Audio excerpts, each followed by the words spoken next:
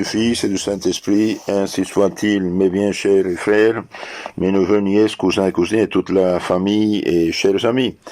Nous continuons notre méditation sur la doctrine chrétienne. Je m'appuie sur le catéchisme de persévérance de Monseigneur Gaume, deuxième partie, leçon 24. Le baptême. Dans la leçon antérieure, nous avons vu que Adam et Ève, ils ont perdu la grâce, la sainteté, et donc ils nous communiquent une nature humaine sans la grâce, sans la sainteté. Et ce qui nous fait enfants de Dieu réellement, héritiers du ciel, c'est la grâce et la sainteté. Eh bien, ça a été perdu. Donc, le Fils de Dieu, fait homme, Jésus-Christ, a voulu nous sauver, nous donner sa vie sur la croix pour nous. Et le premier geste de salut de Jésus sur chaque personne, c'est le baptême.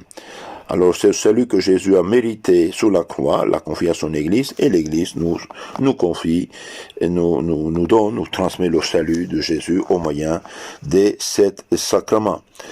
Dans la leçon antérieure, nous avons vu que le baptême nous fait enfants de Dieu, nous donne la filiation divine, nous remet le péché originel, et nous remet, quand quelqu'un est adulte et se fait baptiser, lui pardonne tous ses péchés personnels commis avant le baptême. Il remet aussi toutes les peines du péché, il nous fait enfants de Dieu et héritiers du ciel. Pas mal, hein? Il nous fait enfants de Dieu et héritiers du ciel. Pour cela, il faut il faut remercier nos parents de nous avoir fait baptiser le plus tôt possible. Il nous fait aussi enfants de l'Église et nous donne droit à tous ses biens, à tous ses sacrements. Il imprime dans notre âme un caractère ineffaçable qui nous distingue de ceux qui ne sont pas chrétiens. Donc, en plus de la grâce, de la sainteté, le baptême nous donne 3 vertus théologales, foi, espérance, charité, nous donne 4 vertus morales infuses qui perfectionnent notre âme moralement parlant, chrétiennement parlant, la prudence, la justice, la force et la tempérance, et nous donne les 7 dons du Saint-Esprit. Mais il nous donne aussi ce que nous appelons le caractère. Le caractère, le baptême imprime un caractère ineffaçable dans notre âme qui n'a jamais été effacé. Même si quelqu'un laisse la foi chrétienne, eh bien, il a le sceau du Christ, ce caractère ineffaçable. Et malheureusement, ceux qui tombent dans l'enfer pour leur péché, eh bien, ils vont souffrir plus que les païens parce qu'ils ont tout reçu et ils ont renoncé à ça. Pour cela, un baptisé ne doit pas vivre dans l'état de péché mortel. Quelqu'un qui vit dans le péché mortel, eh bien, il perd tout sauf la foi et l'espérance. S'il n'a pas péché contre ses vertus, tout le reste, ça se perd.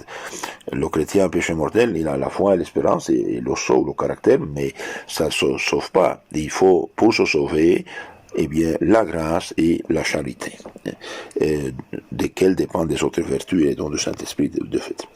Bien, aujourd'hui, nous allons voir un petit peu l'histoire du baptême. Racontons un peu l'histoire du baptême. Eh bien, dans les premiers siècles de l'Église, on n'admettait pas d'abord au baptême ceux qui le demandaient. On les instruisait et on les éprouvait ordinairement pendant 2 ans. On les appelait catéchumènes, c'est-à-dire des catéchisés. Lorsque le baptême approchait, on les examinait dans les assemblées appelées scrutins.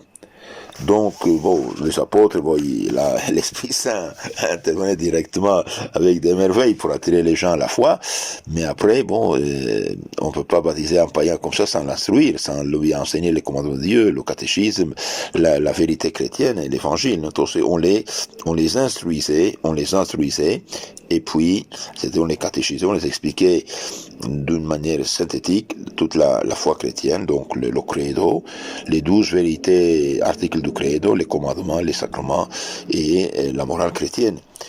Et puis avant de les baptiser, on les examinait pour voir s'ils étaient aptes ou dignes ou pas. Quand donnait-on le baptême? Eh bien, on donnait le baptême pendant la nuit qui précédait la fête de Pâques ou de Pentecôte, parce que la première de ces fêtes rappelle le passage de la mer Rouge par les Hébreux, et la seconde, le passage à la nouvelle alliance, la venue du Saint-Esprit, la fondation de l'Église. Mais vous savez que le peuple hébreu, après avoir été en Égypte, quand Joseph, fils de Jacob, était gouverneur général là-bas, eh bien, les Hébreux sont partis parce qu'ils avaient faim, il y avait disette, eh bien, ils sont restés là, peu plutôt 400 ans, et puis il y a persécution contre eux. Dieu a envoyé Moïse pour les sauver, et Moïse, eh bien, il les a fait passer, après avoir mangé l'agneau pascal avec eux, qui signifiait d'ailleurs le corps de Christ, l'agneau de Dieu qui enlève le péché du monde, et bien ils sont passés à travers de la mer Rouge, de la muse qui signifie le baptême. Alors le pharaon qui les a poursuivis, c'est l'image de Satanas, du diable. La terre promise, c'est l'image du ciel, de la grâce qui nous donne droit à la vie éternelle. Et Moïse, c'est figure du Sauveur Jésus-Christ. Et le passage, donc c'est le baptême, le passage à travers la mer Rouge. Donc on part de la terre d'esclavitude à la terre de liberté. Et donc le baptême nous libère de tous les péchés d'ailleurs, personnels si on est adulte et originels si on est enfant. Donc quand on donnait le baptême pendant la nuit, nous avons dit, de fête de Pâques, de Pâques ou de Pentecôte. De Pâques pour symboliser donc la résurrection de Christ et le passage de mer Rouge, et Pentecôte qui est donc commencement à l'Église. Que faisait-on après le baptême? Après le baptême, nous revêtaient de blanc les nouveaux baptisés pour marquer l'innocence et la liberté spirituelle qu'ils venaient de recouvrer. La robe blanche, la tunique blanche qu'on donne à l'enfant ou à l'adulte baptisé, eh bien, ça signifie l'innocence. Le baptême efface tous les péchés personnels, originels, etc. Un jour, on a visité un monsieur, on a dit, quel âge avez-vous? J'ai 2 ans. Comment vous avez 2 ans? Vous paraissez 90 ans. Non, dit, j'ai 2 ans parce que les 80 ans que j'ai passés avant dans le paganisme, eh bien, je n'étais pas enfant de Dieu. C'est ça qui m'a fait enfant de Dieu, le baptême, c'est l'innocence. Et les baptisés, aujourd'hui, malheureusement, ils sont baptisés, mais ils ne sont pas catéchisés, ils ne sont pas évangélisés. Et beaucoup de chrétiens aujourd'hui, malheureusement, s'y baptisés, mais ils perdent la grâce du baptême, ils perdent l'innocence du baptême par le péché mortel. Pour cela, il faut se confesser. Notre Seigneur, sachant que nous allions pécher, eh bien, le jour de son triomphe sur la mort, l'enfer et le démon, eh bien, il a institué le sacrement de la confession de pardon des péchés. Recevez le Saint-Esprit, Jésus aux apôtres qui étaient des prêtres, recevez le Saint-Esprit, ceux à qui vous pardonnez les péchés seront pardonnés, et ceux à qui vous les retenez seront retenus. Donc, un chrétien devrait régulièrement se confesser, faire l'examen de conscience sur les commandements de Dieu et sur le devoir d'État. Aujourd'hui, malheureusement, il y a beaucoup d'ignorance, et surtout ignorance chez les adultes. Alors, quand les adultes sont ignorants et ils ne pratiquent pas la foi, ils vivent pas l'innocence du baptême, mais qu'est-ce que vous voulez? Les enfants et les petits-enfants, ils suivent le même chemin, et ça, c'est une catastrophe. Hein. Pour cela, je vous conseille à tous de lire le catéchisme. Pourquoi le catéchisme? Parce que c'est la synthèse, c'est la crème de l'évangile et de la Sainte Écriture. Par exemple, vous pouvez descendre d'Internet le catéchisme de Saint-Pédis, le grand catéchisme de Saint-Pédis, ou catéchisme de Concile 30. Bon, celui de Saint-Pédis, c'est un peu plus facile dans le sens qu'il est des questions des réponses. Ça aide beaucoup. Lire le catéchisme, mettez le catéchisme, le lire en famille même, c'est encore mieux. Et l'enseigne, moi je conseille, par exemple, ici au Guatemala, aux parents, de réunir leurs enfants, et chacun un catéchisme de la main. Eh bien, le père fait la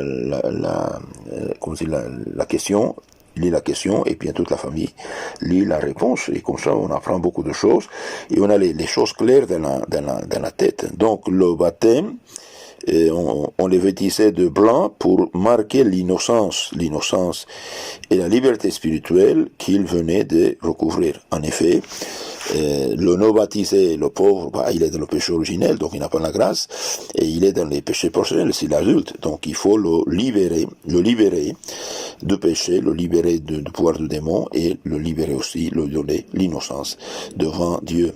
Et si malheureusement, comme je dis, nous les adultes, si nous sommes baptisés, mais il y a des années on se confesse pas, on communie pas, on va pas à l'église, ben ça marche pas, ça, c'est une erreur fatale. Hein. Se confesser, c'est recevoir la grâce qu'on a perdue par le péché mortel. Eh bien, donc dans l'église primitive, après avoir baptisé, on donnait cette tunique et on leur donnait aussi ensuite la confirmation et la communion aux adultes, hein, la confirmation et la communion. Puis on leur servait à manger du lait et du miel pour leur montrer qu'ils étaient entrés dans la véritable terre promise. Là, on faisait ce qui est biblique, la terre promise, terre de miel et du lait.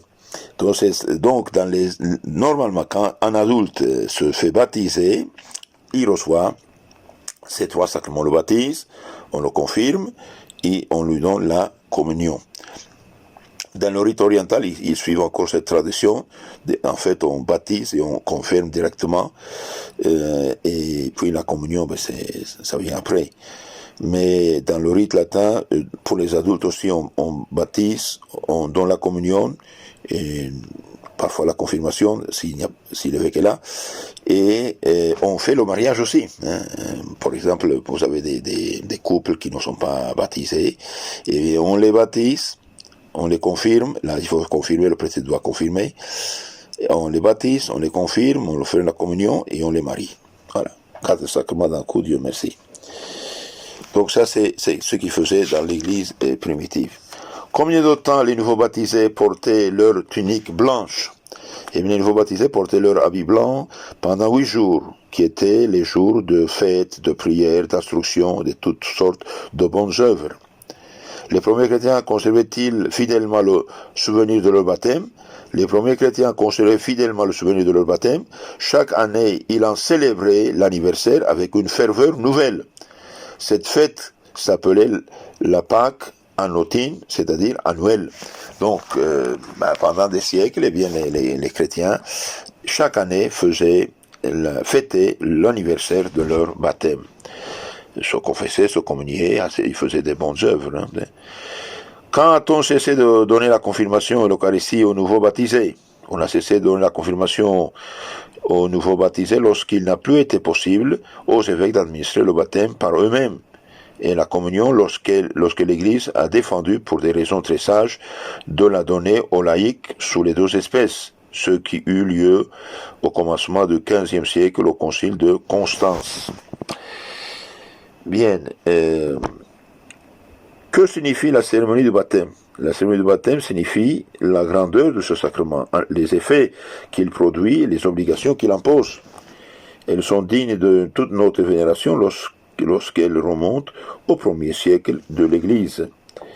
Quels sont les avantages temporels du baptême? Eh bien, les avantages temporels du baptême sont de protéger la vie de l'enfant, voilà, protéger la vie de l'enfant, de protéger son innocence, d'inspirer aux parents un grand respect et un grand soin pour lui, il est enfant de Dieu, de leur faire supporter de bon cœur les peines inséparables de la première éducation.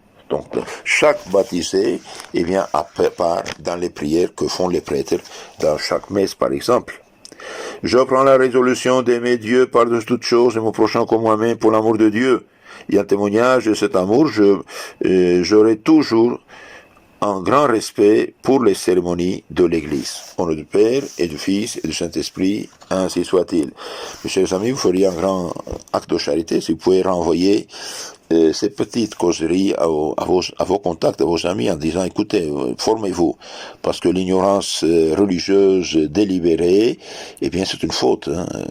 Quelqu'un, un pauvre chrétien en Arabie ou je sais pas, en Chine, il n'a pas accès, comme nous, à tous les moyens de la formation chrétienne. Mais celui qui peut avoir un catéchisme, un évangile, écouter ses causeries et se former, il reste dans son ignorance, il est coupable, parce que c'est une ignorance, et donc vincible. Donc, pour cela, je vous conseille de renvoyer ces